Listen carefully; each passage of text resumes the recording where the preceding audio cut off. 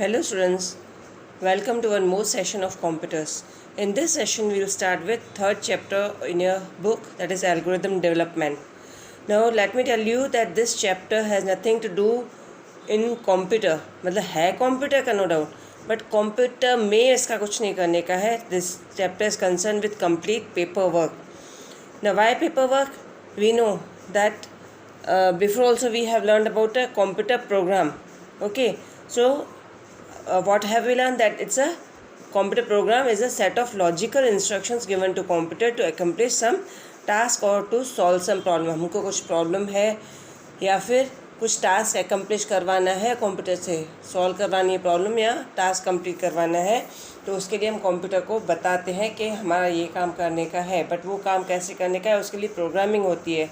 Okay, तो we need to define the problem, क्या problem है, फिर उसमें इनपुट क्या देने का है, आउटपुट हम क्या चाहते हैं, then what all conditions should be fulfil and what will be the limitations या प्रॉब्लम्स और क्या क्या आएंगे प्रोग्राम को एग्जीक्यूट करने में, या फिर उसके अलावा कुछ अल्टरनेटिव सॉल्यूशन है. अगर अल्टरनेटिव सॉल्यूशन है तो उसमें से बेस्ट सॉल्यूशन क्या है, and then will compute the result and richness of the result, कि कितनी अच्छे से हमने उस कंप्यूटर प्रोग्राम को लिखा ताकि हमने जो प्रॉब्लम है हमारे को हम कंप्यूटर से प्रॉब्लम सॉल्व करवाना चाहते हैं वो कितने हद तक हमारी सक्सेसफुल रहती है. Okay, now to tell all these things to computer we need to write a program, a computer program which tells computer how to do work, and that is to be done in paper. Okay, paperwork can be done with for that. Now paperwork की बात करें तो we know that if you are planning for anything, first you need to make a program, rough program हम बनाते हैं. Like suppose say example, हम picnic पे जा रहे हैं, तो पिकनिक पे जा रहे हैं तो पहले हम क्या करते हैं at school, you know that we'll ask you कि we are going for so and so place, how many of you are coming, then step by step all things are, कहाँ जाना है, कैसे जाना है, कितने पैसे लगेंगे, क्या वहाँ पे क्या क्या खाएंगे पिएंगे वगैरह वगैरह, कब जाएंगे कब आएंगे, तो ये सब शॉर्ट शॉर्ट स्टेप्स हैं. Okay, so these steps are to be defined priorly, and those step by step what we are giving is known as algorithm. Term algorithm describes the method of doing a task, or we can say that algorithm is a set of precise rules that specify how to accomplish some task or solve some problem. Okay, तो algorithm क्या है, step by step rough idea हमको देता है. Now algorithm के दो types होते हैं, definitive algorithm and subjective algorithm. Definitive algorithm performs task that have a definite answer, मतलब हमको मालूम है कि 2+2 4 है ना, मतलब जिसका हमको मालूम है कि आंसर डेफिनेटली ये ही आएगा, हमको एक्सपेक्टेड रहता है, उसका कोई अल्टरनेटिव आंसर नहीं होता है. ओके, तो दैट इज़ डेफिनेटिव एल्गोरिदम. उसके प्रोसेस के लिए जो भी लिखेंगे वो डेफिनेटिव आएगा. Okay, then subjective algorithm, or subjective algorithm is a processes the information based on an assumption whether answer right answer is a matter of opinion, मतलब answer right भी आ सकता है, रॉन्ग भी आ सकता है, नया ऑप्शंस आंसर्स भी आ सकते हैं. ओके, सिंगल आंसर नहीं आएगा, उसमें अल्टरनेटिव आंसर्स आएंगे, and we have to choose the best correct answer out of it. Students, now as I told you it's a paper work, तो हम प्रोग्राम लिखते हैं. ओके, उस प्रोग्राम को समझाने के लिए हम फ्लो चार्ट्स बनाते हैं. फ्लो चार्ट पिक्टोरियल या ग्राफिकल रिप्रेजेंटेशन होता है उसी प्रोग्राम का. फ्लो चार्ट का डेफिनेशन है graphical representation of process making using standard process using standard symbols is known as a flow chart. Okay, starting से लेकर एंड तक पिक्टोरियल फॉर्म में हम दिखाते हैं, लेकिन उसके लिए स्टैंडर्ड सिंबल्स यूज़ होते हैं, हम अपने मर्जी के सिंबल्स यूज़ नहीं कर सकते. अब अगर सिंबल्स की बात करें तो symbols used in flow chart they are defined और standardised by ANSI, American National Standard Institute. वही सिंबल्स हम यूज़ करते हैं, उसके अलावा यूज़ नहीं कर सकते. And you can see on your screen different functions of different symbols we learn step by step. Okay, in symbols, first of all, let us talk about terminal. Okay, the first symbol in your book. This is oval shaped box which is used to give start or end action of the flow chart. Flow chart में starting और ending बतानी है तो वहाँ पे हम terminals use करते हैं, एंड ये ओवल शेप होता है, known as terminal. Second symbol is parallelogram symbol. This symbol is used to give input or output for of data for to be processed. Okay, तो कहीं पे भी इनपुट देना है. लाइक से एग्जांपल, हम कोई प्रोग्राम लिख रहे हैं, उसमें हमको इनपुट देने का है. जैसे हमने वैल्यू दी 2, देन अगेन प्लस, देन 2, तो वो 2 और 2 क्या है, वो इनपुट वैल्यू है. ओके, तो ये जो इनपुट वैल्यू होती है वो वेरिएबल भी हो सकती है. उसके लिए हम वेरिएबल असाइन करते हैं. वेरिएबल क्या होता है वो हम आगे सिंबल्स के बाद सीख रहे हैं. तो वेरिएबल्स असाइन करते हैं, उस वेरिएबल की वैल्यू हर बार चेंज होती रहती है. ओके, और आउटपुट दैट इज़ हमको रिजल्ट को प्रिंट करने का है, वैल्यू डिस्प्ले करनी है, तो उसके लिए भी हम पैरेललोग्राम यूज़ करते हैं. और उसको कंप्यूटर की लैंग्वेज यहाँ पे हम सिंबल्स में इनपुट आउटपुट बॉक्स बोलते हैं. शेप यहाँ थर्ड सिंबल हम बोले तो वो है रेक्टेंगुलर बॉक्स.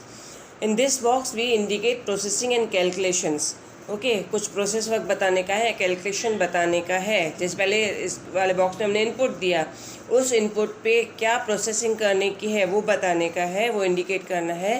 तो we use process box. Next box is diamond shape box. Diamond shape box is use to give conditions. कहीं पे डिसीजन लेने का है. लाइक सपोज ये आंसर रॉन्ग है, जैसे हमने सब्जेक्टिव एल्गोरिदम की बात की थी कि अल्टरनेटिव आंसर्स आते हैं. They if you want to select the final answer, selection देने की है या कहीं पे सिलेक्शन लेनी है तो वहाँ पे डिसीजन लेना पड़ेगा. तो in that case you require decision box to be given. ये नहीं तो ये नहीं तो ये, जहाँ पे कंपेरिजन करने के लिए. Suppose if x is equal to y then what, if x is less than y then what, then if x is greater than y then what. तो ऐसे कहीं पे भी डिफरेंट कंडीशंस देने की है तो वहाँ पे हम डिसीजन बॉक्स का यूज़ करते हैं. And decision box different types are there. Two way branches there, 3-वे branches there, multiple way branches there. अगर एक्स ग्रेटर देन वाई है तो क्या, जैसे आपके बुक में आपको दिया हुआ है ना, तो 1-2 डिसीशंस हैं, 3 डिसीशंस हैं, मल्टीपल डिसीशंस हैं. तो इस तरीके से हम डिसीजन बॉक्स का यूज़ करते हैं.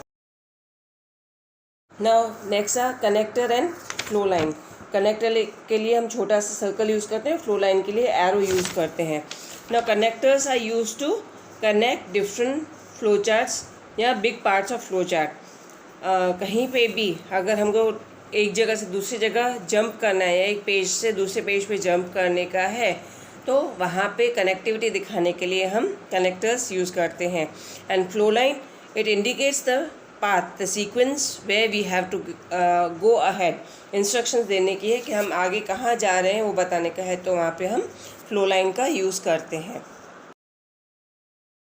Okay students, now let us talk about variable. Variable means the alphabet or word we assume, उसकी वैल्यू हर बार चेंज होती रहेगी, वेरी करती रहेगी. That's why it's called variable. Okay, in text book first flow chart जो है उसमें आपको दिया हुआ है ऐड 2 नंबर्स. ठीक है, उसमें फर्स्ट स्टेप है take 2 numbers A and B. अभी ए एंड बी जो है यहाँ पे 2 वेरिएबल्स हैं. उसके बाद सेकंड स्टेप में दिया गया add 2 numbers and store the result as sum. अभी सम भी क्या एक वर्ड है बट इट्स अ वेरिएबल यहाँ पे. ओके, तो एक वर्ड को भी हम वेरिएबल कर सकते हैं. एनी अल्फ़ाबेट और any of the word can denote as an variable. उनकी वैल्यू हर बार चेंज होती रहेगी, सेम नहीं रहेगी. Now let us talk about looping. As I told you before also कि many times in subjective algorithms you have to make decision either this और that. Okay, तो जहाँ पे डिसीजन होता लेना पड़ता है वहाँ पे फ्लो चार्ट का एंड कई जगह हो सकता है. ओके, तो वहाँ पे जो लाइक एंड एक होगा लेकिन तो भी उसमें कई बार है ना रिवर्ट हमको जाना पड़ता है जब तक कि कंडीशन सेटिस्फाई नहीं हो. तो वो रिवर्ट जाने को हम जो बोलते हैं, क्योंकि प्रोसेस बार बार रिपीट होगा until and unless that condition is reached. Okay, so the process of repeating certain steps of flow chart is called looping. उसको हम लूपिंग बोलते हैं. वही चीज़ को रिपीट करके चेक कर देते हैं जब तक कि हमारे को सेटिस्फाइंग आंसर नहीं मिलता है. Let us see what are the rules to draw a flow chart.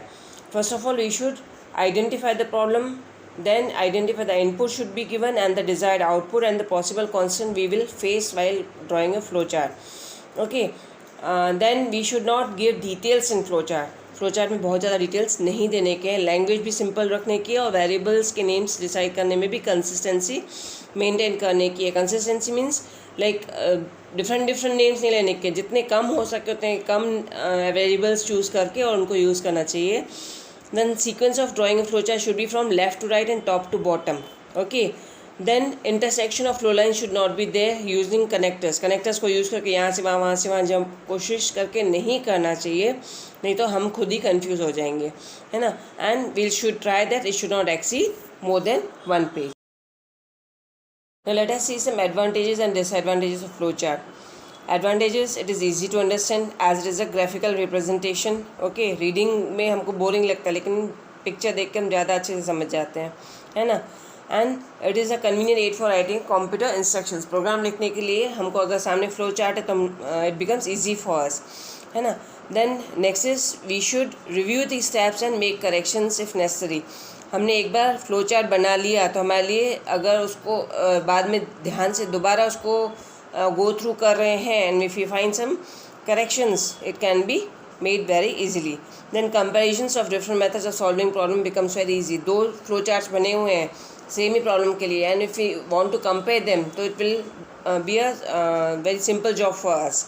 And if you talk about disadvantages तो वही चीज़ें जो हमने एडवांटेज में देखी लगभग वही उल्टी पड़ रही हैं. Like drawing a flow chart for large and complex problem is a time consuming and boring, right. Then flow chart consist of symbols and if any changes are to be made तो it is tiresome या फिर से दोबारा हमको flow chart को draw करना पड़ेगा. Then there are no set standard specifying the details of data that should be given. क्या डिटेल देने की है वो स्पेसिफाई नहीं किया. सिम्बल स्पेसिफाई किए गए हैं बट उसमें डिटेलिंग क्या करनी है दैट इज़ नॉट गिवन. तो many times we have same logic but we vary in terms of data shown, है ना. तो maybe it is difficult for us for that purpose. Okay students, with this we complete our 3rd chapter, that is algorithm. We'll meet soon in next session with chapter 4, that is Excel. Goodbye.